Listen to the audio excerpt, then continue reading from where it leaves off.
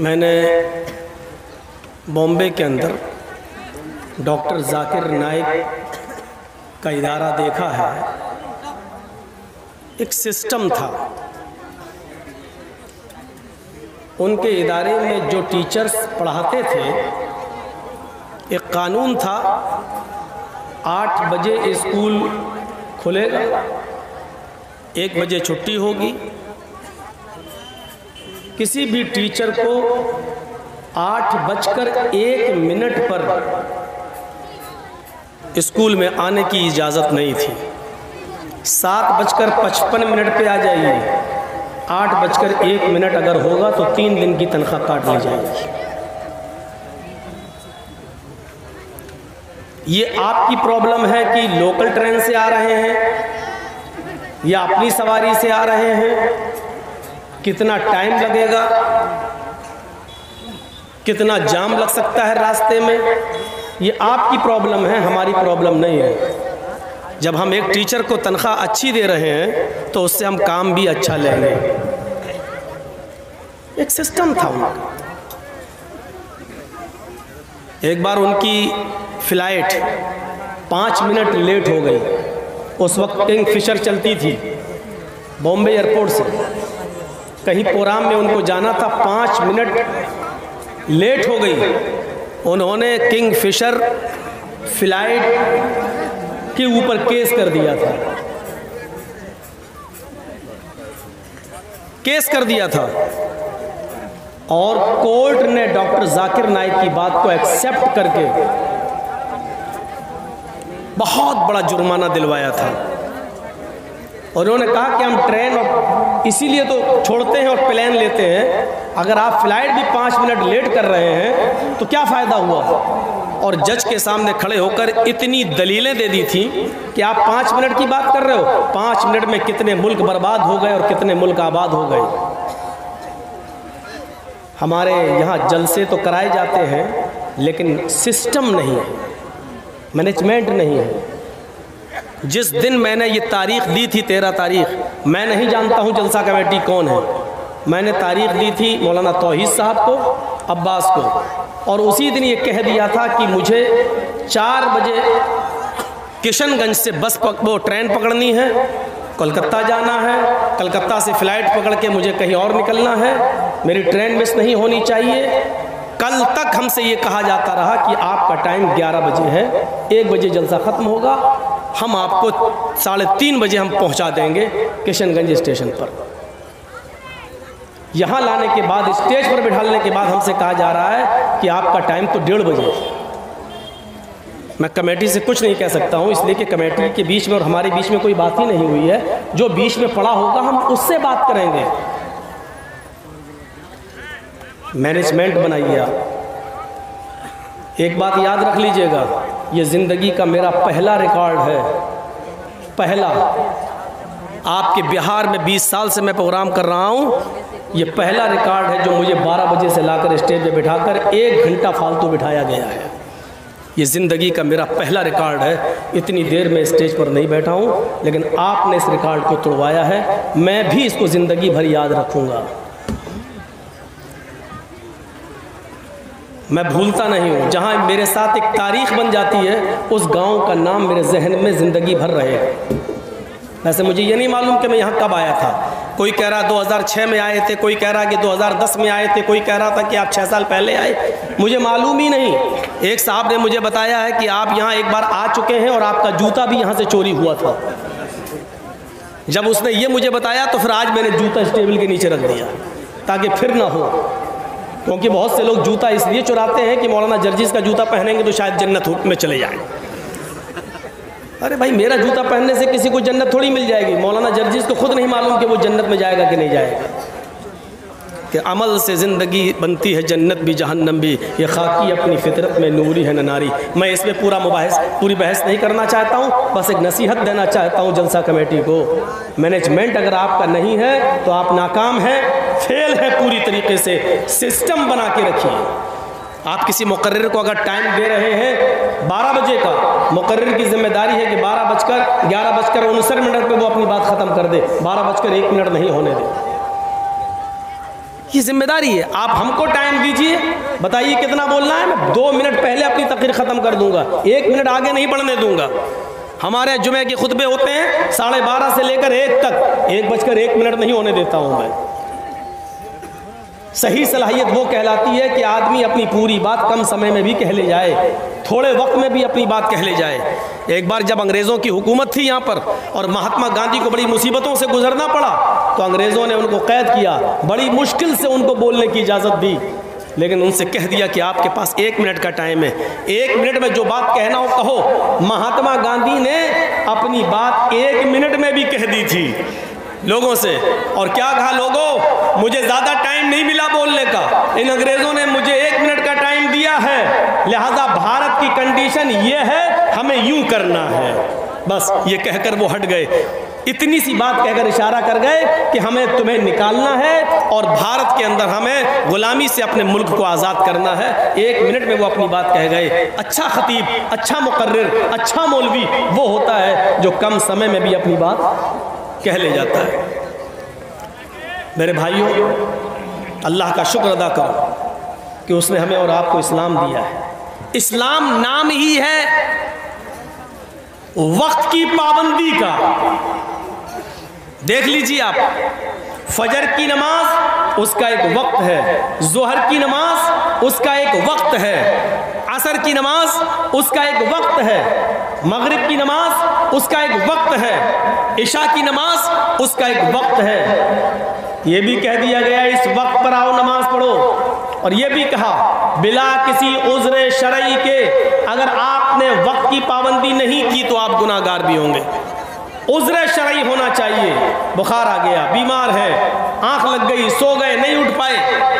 ये भी नहीं कहा कि 5 वक्त की नमाज आप एक ही टाइम में पढ़ लो, चलिए हम खड़े हो गए, अल्लाह अकबर, नमाज ही तो पढ़ना है, फजर की नमाज हम अभी पढ़ लेते हैं, नहीं होगी। जोहर की नमाज 5 नमाज हम इकट्ठी पढ़ लेते हैं, चलिए, नहीं होगी। क्यों नहीं होगी? इस्लाम हमें नमाज का नहीं, हमें वक्त का पाबंद बनाना चाहता है। वक्त की पाबंदी करना सीखिए आप। रोज़े का एक वक्त है, आप इस वक्त रमज़ान के रोज़े रखना चाहें नहीं रख सकते, वो अपने टाइम पर ही रखना पड़ेंगे। सर्दी है तो दिन छोटा हो जाएगा, गर्मी है तो दिन बड़ा हो जाएगा। सर्दी है तो रोज़ा आपको 12 घंटे का, 10 घंटे में रोज़ा इफ्तार हो जाएगा। गर्मी है तो 14 और 15 घंटे भी रोज़ा रखना पड़ेगा। ये वक्त की पाबंदी इस्लाम हमें बताता है। इस्लाम के उसूलों से हम सीखें कि वक्त की पाबंदी क्या होती है। हर मामले में अपनी जिद नहीं चलाना चाहिए, अपनी जिद नहीं चलाना चाहिए। एक वक्त था, अल्लाह के नबी सल्लल्लाहु अलैहि वसल्लम ने सहाबा को हुक्म दिया कि जंगे खैबर के अंदर जो माल काफिरों ने छोड़ा है और हमारे हाथ लगा है, सारे लोग खैबर में लूटा हुआ माल और काफिरों से छीना हुआ माल जमा कर दें, ताकि जो मुसलमान सहाबा जंग में लड़ रहे थे उन्हें पूरा बांट दिया जाए और तकसीम कर दिया जाए। तो सहाबा किराम दे गए और अल्लाह के रसूल ने जितने लोग लड़ रहे थे सहाबा, उनमें बराबर तकसीम कर दिया। जानते हो, एक सहाबी 1 महीने के बाद एक चादर लेकर आए और कहा, अल्लाह के रसूल, जंगे खैबर में काफिरों के हाथ से जो माल लगा उसमें ये चादर भी थी, ये खूबसूरत चादर थी, इस पर मेरी नीयत ख़राब हो गई थी, इसलिए मैंने इसको अपने पास रख लिया था, मैं अब देने आया हूँ। अल्लाह के नबी ने सुना तो फरमाया, क्या तुमने ऐलान सुना था? माल जमा करने का हुक्म दिया गया था तो सुना था? कहा हाँ। तो अल्लाह के रसूल ने क्या कहा? उस ऐलान को सुनने के बावजूद तुम चादर नहीं जमा किए? कहा नहीं। कहा जाओ, अब चादर को जमा करने का वक्त निकल गया, अब इस चादर के हम कितने टुकड़े करेंगे और कितने लोगों को बांटेंगे। अब ये चादर तुम्हारी कबूल नहीं की जाएगी, क्योंकि ऐलान किया जा चुका है, वक्त उसका निकल चुका है, तुमने अपने वक्त से अंदर चादर जमा नहीं की है, अब इस चादर को क़यामत के दिन लेकर आना। अल्लाह के रसूल ने उस चादर को कबूल नहीं किया। वो सहाबी बराबर नमाज पढ़ते रहे, रोज़ा रखते रहे, सारी इबादतें करते रहे, तहज्जुद पढ़ते रहे, हर चीज़ की पाबंदी करते रहे। जंग हुई, उस जंग में वो शिरकत भी किए और मुसलमानों के साथ लड़कर कत्ल भी कर दिए गए, शहीद भी हो गए। सहाबा ने कहा उनके लिए खुशखबरी है, अल्लाह के रसूल देखिए वो लड़ते लड़ते मैदान जंग में शहीद हो गए और शहीद तो जन्नती होता है। अल्लाह के नबी ने फरमाया लेकिन वो जन्नती नहीं है, लड़ते लड़ते शहीद हो गए, उनके बारे में कहा वो जन्नती नहीं है।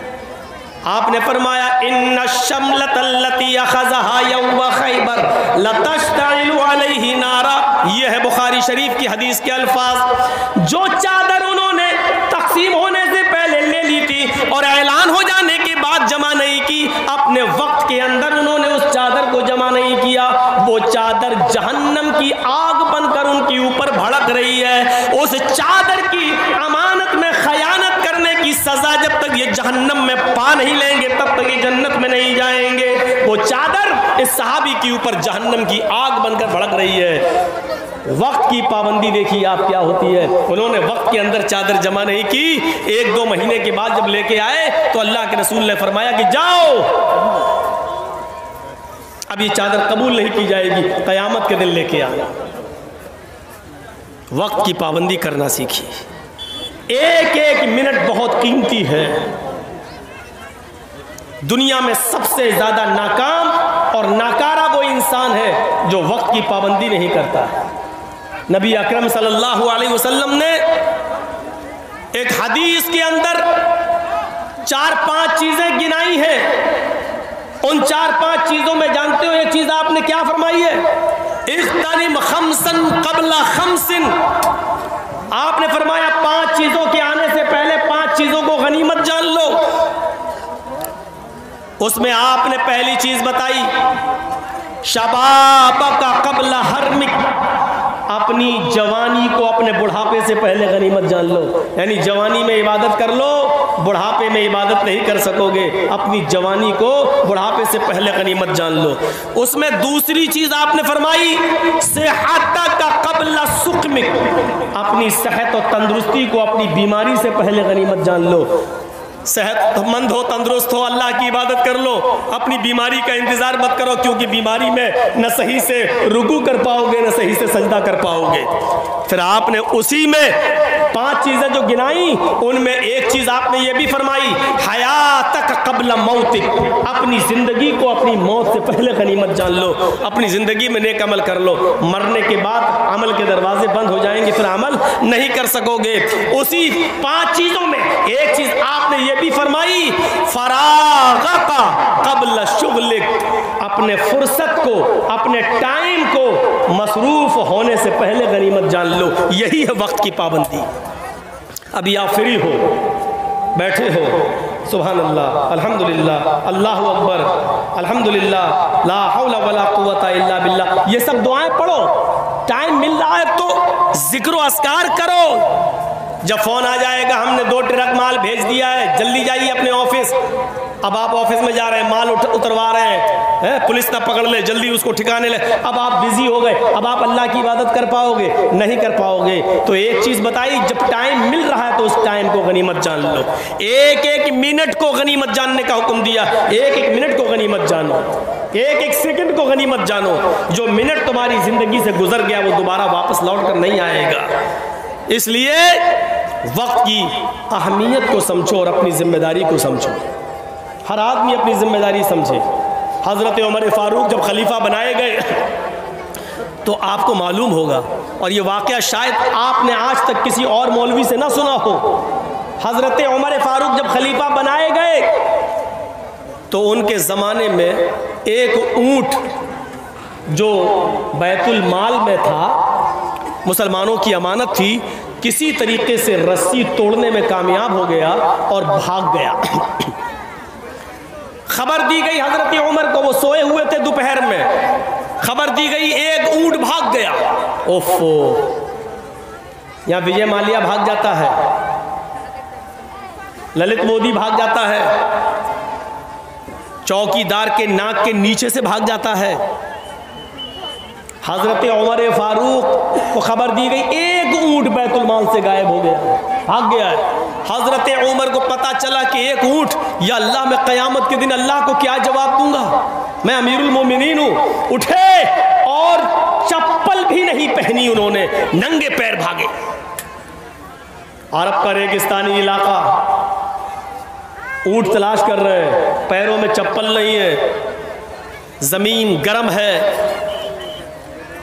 हज़रत उस्मान गनी अपने घर की छत पर खड़े हैं, देखते हैं कि दूर से एक आदमी नंगे पैर भागता चला जा रहा है। दिल ही दिल में सोचते हैं कितना बड़ा बेवकूफ़ आदमी है, इतनी कड़ी धूप में नंगे पैर ये भाग रहा है, पता नहीं ये कहाँ जा रहा है, इसको थोड़ा सा आराम कर लेना चाहिए था। ये गर्म जमीन पर नंगे पैर क्यों भाग रहा है, ये बेवकूफ़ आदमी है, इतनी सख्त धूप में ये कहाँ भाग रहा, पसीना पसीना। जब हजरत उमर करीब से गुजरे तो उस्मान गनी पहचान गए कि ये तो हजरत उमर है। कहने लगे अमीरुल मोमिनीन, इतनी कड़ी धूप में आप कहाँ भाग रहे हैं, कहाँ जा रहे हैं? फरमाया है उस्मान, बैतुल माल का एक ऊँट गायब हो गया है, वो आगे आगे भाग रहा है, मुझे उस ऊँट को पकड़ के बैतुल माल में जमा करना है। अगर आज वो गायब हो गया तो क़यामत के दिन मैं अल्लाह को क्या जवाब दूंगा? हज़रत उस्मान ने कहा इधर आओ, हमारे घर में हमारे बहुत से नौकर हैं, बहुत से गुलाम हैं, मैं इनको भेज देता हूँ, ये ऊँट पकड़ कर आपके बैतुल माल में जमा कर देंगे। आप आइए और पानी पीजिए, नंगे पैर हैं आप। हज़रत उमर ने जो जवाब दिया, मदरसे के जिम्मेदारों सुनो, जलसे के जिम्मेदारों सुनो, तुम्हें अभी एक एक पैसे का हिसाब देना है, मदरसे का, जलसे का, एक एक रुपए का हिसाब तुम्हें भी देना है। अगर कोई मांगे तो मना नहीं करना चाहिए। हजरत उस्मान गनी ने जब कहा आओ ठंडा पानी पी लो, बैठो, मैं अपने गुलामों को भेज देता हूँ, वो ऊँट पकड़ के तुम्हारे बैतुल माल में जमा कर देंगे। हजरत उमर जवाब देते हैं, उस्मान तेरा पानी तुझे मुबारक हो, तेरे घर की छत की का साया तुझे मुबारक हो। अमीरुल मोमिनीन मैं हूं, तुम नहीं। अगर ऊँट गायब हो गया तो क़यामत के दिन सवाल मुझसे होगा, तुमसे नहीं, क्योंकि जिम्मेदार मैं हूं, तुम नहीं। ये कहकर वो आगे बढ़े और उस ऊँट को जब तक पकड़ नहीं लिया और बैतुल माल में जमा नहीं कर दिया, तब तक उनको नींद नहीं आई। जब बैतुल माल में उस ऊँट को लाए तो बैतुल माल के जिम्मेदारों से पूछा, ये ऊँट कैसे भाग गया? तुमने निगरानी नहीं की, रस्सी तोड़ने में कामयाब कैसे हो गया? तो एक साहब ने बताया, अमीरुल मोमिनीन, इस ऊँट की लेटरीन के रास्ते में जख्म हो गया है। दुम उठाया, देखा तो उसमें घाव है, जख्म है और उसकी लेटरीन के रास्ते से ब्लड निकल रहा था। हजरत उमर से कहा, अमीरुल मोमिनीन, ये बैठ नहीं पाता है, जब बैठता है तो इसको दर्द और तकलीफ होती है, इसलिए तकलीफ के अंदर इसने ताकत लगाई और रस्सी को तोड़ने में कामयाब हो गया। हजरत उमर ने कहा, इस ऊँट की लेटरीन के रास्ते में इतना बड़ा जख्म है, ये ऊँट इतना जख्मी हो गया है और अभी तक उसका कोई ख्याल नहीं रखा गया है। हम अमीरुल मोमिनीन लोगों के भी के ही नहीं है, जानवरों पर भी रहम करना हमारे नबी जनाब मोहम्मद रसूलुल्लाह ने हमें बताया है। फिर उन्होंने हकीमों से पूछा कि कौन सी जड़ी बूटी जंगल से लाई जाए और उसको पीस कर लगाया जाए।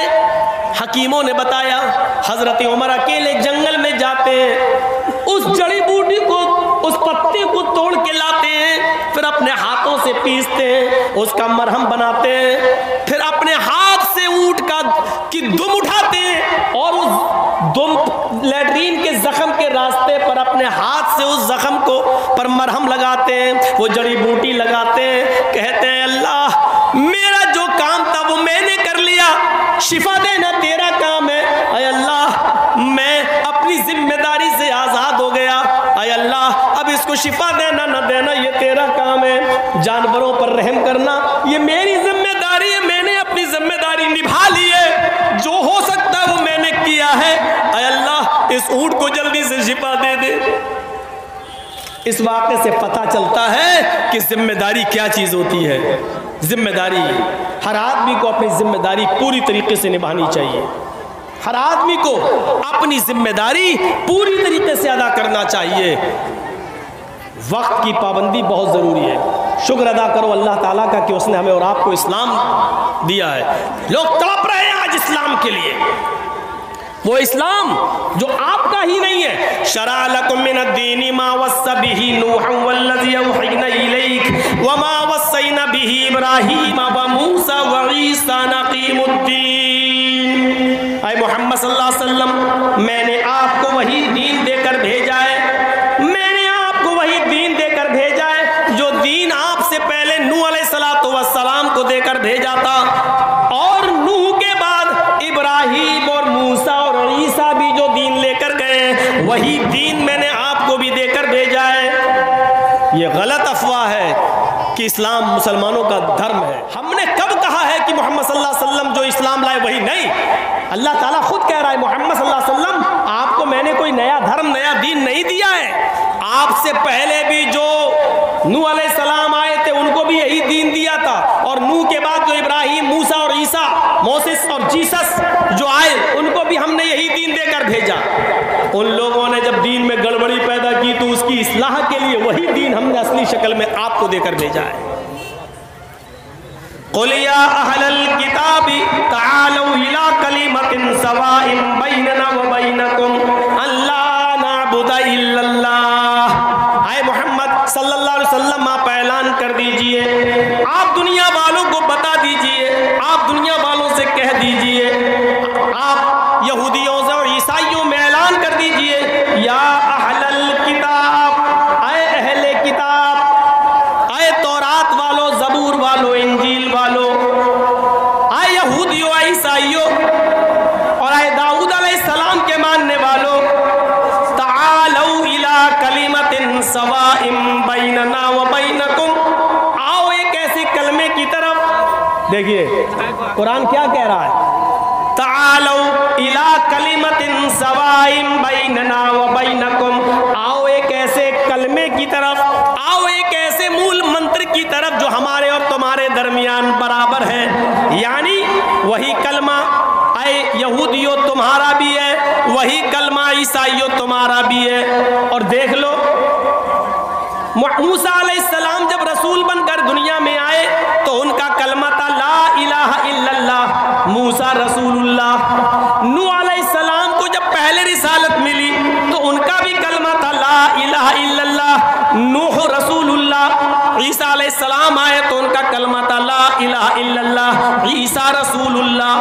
देख रहे हैं आप, नूह आए तो कलमा नहीं बदला गया, सिर्फ दूसरा जुमला बदला जा रहा, बस ला इलाहा इल्लल्लाह तीनों का एक ही रहा, ला इलाहा इल्लल्लाह नूह रसूलुल्लाह। मूसा जब आए तो पढ़ा गया ला इलाहा इल्लल्लाह मूसा रसूलुल्लाह, ला इलाहा इल्लल्लाह नहीं बदला जा रहा है। ईसा जब आए तो पढ़ा जा रहा है ला इलाहा इल्लल्लाह ईसा रसूलुल्लाह। कलमा पहला मंत्र नहीं बदला गया, रसूल के एतबार से दूसरा जुज बदला गया। जब इस्लाम आया, मुहम्मदुर रसूलुल्लाह आखिरी नबी बनकर आए तो आपने भी उसी मूल मंत्र को बाकी रखा, ला इलाहा इल्लल्लाह मुहम्मदुर रसूलुल्लाह। पहला मंत्र नहीं बदला गया। और हिंदू भाइयों में भी पहला मंत्र वही है, एकम ब्रह्मादित्य नास्ति नास्ति किंचन, एक ही ब्रह्मा है दूसरा नहीं।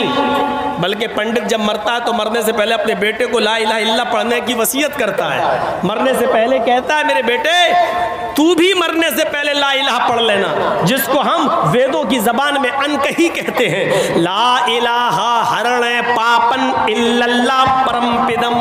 मेरे बेटे मरने से पहले ला इलाहा पढ़ लेना, हरणे पापन। जब तू ला इलाहा इल्लल्लाह पढ़ेगा तो तेरे पाप हरण हो जाएंगे, तेरे पाप मिट जाएंगे। ला इलाहा इल्लल्लाह पढ़ोगे तो तुम्हारे पाप धुल जाएंगे, मिट जाएंगे, खत्म हो जाएंगे। यानी इस्लाम लाने से पाप मिट जाते हैं। इन्नल इस्लाम यहदिमु मा काना क़ब्ला, जो इस्लाम कबूल कर लेता है, कलमा पढ़कर इस्लाम की शीतल छाया में आ जाता है, उसके इस्लाम लाने से पहले जितने भी गुनाह हैं सारे के सारे गुनाह माफ़ कर दिए जाते हैं, उसके गुनाह बख्श दिए जाते हैं। ये इस्लाम का भी कलमा है। कौन कहता है कि इस्लाम सिर्फ मुसलमानों का धर्म है? कौन सी सी चीज़ ऐसी है जो हम करते हैं और आपके यहाँ नहीं है, बताइए। हम कलमा पढ़ते हैं, आप भी ब्रह्म सूत्र पढ़ते हैं, हम ला इलाहा इल्लल्लाह पढ़ते हैं, आपके यहाँ पर भी ला इलाहा इल्लल्लाह है। ला इलाहा हरणे पापन इल्लल्लाह परम पिदम, ये क्या है? एकम ब्रह्मा द्वितीय नास्ते नास्ते किंचन, ये क्या है? हम नमाज पढ़ते हैं, आपके यहाँ पर भी साष्टांग है। 8 अंगों को ज़मीन पर रखो, 8 अंगों को ज़मीन पर रखो, यानी नाक और माथा 2, 2 हाथ 4, दोनों घुटने 6 और दोनों पैर 8, यानी सजदा करो। हमारे यहाँ नमाज है तो आपके यहाँ साष्टांग है, यानी सजदे का जिक्र आपके यहाँ पर भी है। बल्कि कृष्ण जी ने अर्जुन को 5 वक्त की नमाज पढ़ने का हुक्म भी दिया श्रीमद् भागवत गीता के अध्याय 6 मंत्र नंबर 10 में। योगी युज्जित सततमात्मानं रासिस्थिता एकाकी अच्युतात्म निराशीर परिग्रह। जब तुम ईश्वर की पूजा करने खड़े हो तो पूरे शरीर का योग कर लो, पूरे शरीर की एक्सरसाइज कर लो। हृदय नमः, सीने पे हाथ रख लो, हृदय दिल नमः, सर को झुका लो सजदे की जगह पर, हृदय दिल हाथ। हिंदू को देखते हो आप, ऐसे करता है मूर्ति के सामने खड़ा, ऐसे ओम भूर्भुवः स्वः। किसी हिंदू को आपने ऐसे ऐसे नहीं देखा होगा, ऐसे ही देखा होगा। क्यों? दिल से इबादत या दिल से पूजा। ये हृदय, जब ईश्वर की पूजा करने खड़े हो तो दिल पर हाथ रख लो। हम लोग भी अल्लाह अकबर कहकर यहाँ हाथ रख लेते हैं। जो लोग जहाँ रखते हैं हमें उनसे कोई एतराज़ नहीं है, लेकिन इबादत दिल से होती है, इस बात को याद रखिए। हृदय नमः, अपने सीने पर हाथ रख लो। अर्जुन कह रहे हैं, कृष्ण कह रहे हैं अर्जुन से, कृष्ण जी अर्जुन से, सतत महात्मानम, और हमेशा पढ़ते रहना, कभी छोड़ना नहीं। रास्ते स्थित, एक दिन छोड़ दोगे धर्म से हट जाओगे। अल्लाह के नबी ने क्या कहा? मन तरक सलात मुतअम्मिदन फक़द कफ़र, जिसने कसदन जानबूझकर एक वक्त की नमाज छोड़ी उसने कुफ्र किया। एकाकी अच्युतात्मा निराशीर परिग्रह, एक अल्लाह के सामने खड़े हो जाओ, यच्चतात्मा, अपनी आत्मा को वहीं लगा दो, इधर उधर मत देखो। ऐसे नहीं। हम लोग क्या करते हैं? अब तो बहुत से लोग ऐसे करने लगे। अल्हम्दुलिल्लाह रब्बिल आलमीन। और कहीं इमाम साहब ने अगर कहीं लंबी सूरत पढ़ दी, अलिफ लाम मीम ज़ालिकल के, तो चौंक जाएगा, है ये तो बहुत लंबी सूरत है, फिर ऐसे घड़ी देखेगा। आजकल ये हो रहा है। कभी कभी तो ऐसे भी देख ले, ऐसे भी हो जाते हैं। जबकि कृष्ण जी अर्जुन से कह रहे हैं यच्चतात्मा, आत्मा वहीं लगी रहे, दिल इधर उधर नहीं होना चाहिए, एकाकी एक जगह। निराशीर परिग्रह, सारे देवी देवताओं से निराश हो जाना, ऊपर वाले से निराश मत होना।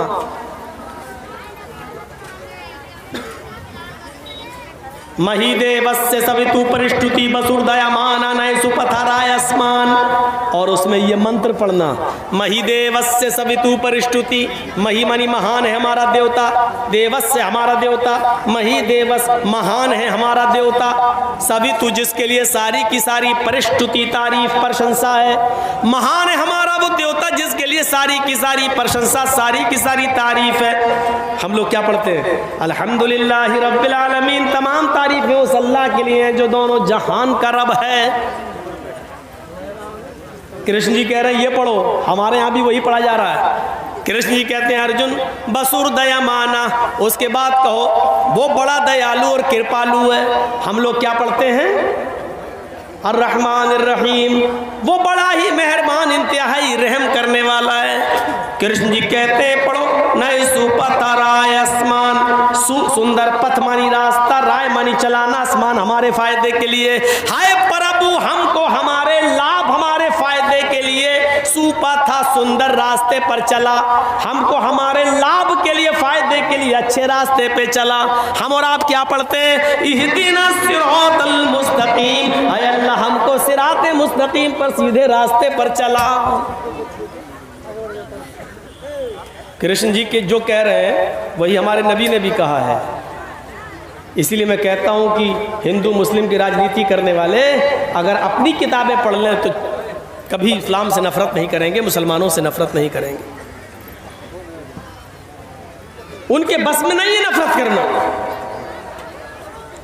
अगर वो किताबें पढ़ लें जैसे हम इस्लाम पढ़ने के बाद और हिंदू धर्म की किताबें पढ़ने के बाद किसी हिंदू से नफरत नहीं कर सकते, क्योंकि हमारा कुरान कहता है एक मनुष्य को, एक नफ्स को अगर किसी ने कत्ल कर दिया तो वो पूरी दुनिया का कातिल है। मन कतल नफ्सन बिगैरि नफ्सिन औ फसादिन फकअन्नमा कतलन नास जमिया। जिसने दुनिया में किसी एक मनुष्य को, चाहे वो हिंदू हो या मुसलमान, सिख हो या ईसाई, किसी भी धर्म का, किसी भी जाति का, किसी भी मजहब का मानने वाला हो, अगर आपने किसी को कत्ल कर दिया तो एक इंसान को कत्ल नहीं किया, पूरी दुनिया की इंसानियत को कत्ल कर दिया, पूरे विश्व की इंसानियत को मार डाला, पूरे मानवता का, पूरी इंसानियत के आप कातिल हैं, एक को नहीं मारा है आपने। कुरान सारी दुनिया के इंसानों को एक परिवार से देखता है, एक खानदान से तशबीह देता है। या अय्युहन्नास इन्ना खलकनाकुम मिन ज़करिन व उन्सा व जअलनाकुम शुऊबन व क़बाइल लितअरफू। हाय सारी दुनिया के इंसानों, तुम आपस में भाई भाई हो इसलिए कि तुम्हारा बाप एक है, तुम्हारी माँ एक है, तुम एक बाप आदम से और एक माँ हव्वा से पैदा किए गए हो। जब तुम्हारा बाप एक, तुम्हारी माँ एक, तो तुम सब आपस में भाई भाई हो, खानदान तुम्हारा एक है, तुम एक परिवार की तरह हो, तुम एक खानदान की ब्रांच, एक पेड़ की शाखाएं हो। दीजिए, कुरान हम सबको एक खानदान से, एक परिवार से जोड़ रहा है और कह रहा है कि तुम सब आपस में एक दूसरे के भाई हो, तुम सब आपस में एक दूसरे, एक ही माँ और एक ही बाप के बेटे हो। इतनी बड़ी इंसानियत का सबक मेरे भाइयों दुनिया के किसी मजहब के अंदर नहीं मिलेगा। हाँ, लेकिन कुरान और हदीस के कानून को हमें फॉलो करना है।